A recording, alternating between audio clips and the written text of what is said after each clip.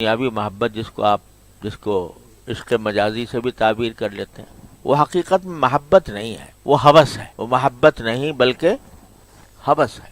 ہوس ہے اس بات کی کہ میری نفسانی خواہشات کی تسکین ہو، وہ محبت ہوتی ہے دنیا میں۔ یہی وجہ ہے کہ وہ محبت ہوتی ہے کسی ایسی چیز سے کہ جو فنا ہونے والی۔ کسی کی خوبصورتی سے محبت ہو گئی تو وہ خوبصورتی جب تک ہے اس وقت تک کیونکہ اس سے خواہشات کی تکمیل ہو رہی ہے، لہذا وہ باقی ہے جب تک ہوس کی تسکین ہو رہی ہے۔ جب ہوس کی تسکین ختم ہو گئی تو محبت بھی ختم۔ پھر وقت گزاری ہے، وہ پھر جو ہے وہ جو محبت کا جوش و خروش تھا وہ ٹھنڈا پڑ جاتا۔ تو اسی کو اقبال نے کہا ہے کہ وہ عشق جس کی آگ بجھا دے اجل کی پھونک، وہ عشق جس کی آگ بجھا دے اجل کی پھونک، اس میں مزہ نہیں تپش انتظار کا۔ تو وہ جو محبت ہے وہ ہوس ہے، اس کو ہم نے نام محبت کے دے رکھا ہے لیکن ہے ہوس۔ اسی کا نتیجہ یہ ہے اس ہوس کا کہ جو ہمیں محبوب ہے اگر وہ کسی اور کو بھی محبوب ہو جائے تو کیا ہوگا؟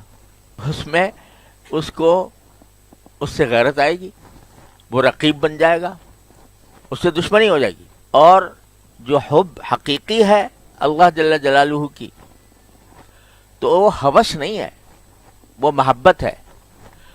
لہذا جو اس سے محبت کرے گا اس سے بھی محبت ہو جائے گی۔ اسألک حبک بحب من یحبک، جو آپ سے محبت کرتا ہے مجھے اس سے بھی محبت ہے۔ وہ تو وہ ہیں، تمہیں ہو جائے گی الفت مجھ سے۔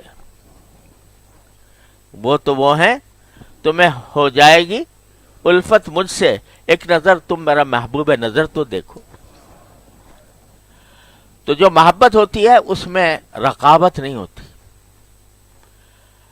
ہوس میں رقابت ہے کہ جس سے میرا تعلق ہوس کی بنیاد پر ہے اس سے اگر کسی اور کا شائبہ بھی پتہ چل جائے کہ دوسرے کو بھی ایسی ہے تو کیا ہوگا؟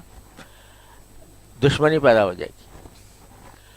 اور جو حقیقی محبت ہوتی ہے، جو ہوس نہیں ہوتی، وہ حقیقی محبت ہوتی ہے، تو وہ حقیقی محبت وہ اس کے بے شمار رقیب پیدا ہو جائے۔ سبحان اللہ، جو بھی محبت کرے میری مجھ سے بھی محبت ہے کیونکہ میرے محبوب سے محبت ہے اس کو، لہذا مجھے اس سے محبت۔ اور جب یہ محبت آ جاتی ہے تو پھر دنیا کی جو محبت بھی ہے وہ بھی اس کے تابع ہو جاتی۔ جو ہوسناک آدمی ہے، جو ہوس والا آدمی ہے، وہ تو چند صفات کے اوپر مر مٹا ہے، وہ صفات ختم ہو جائیں گی تو اس کی ہوس بھی ختم ہو جائے گی۔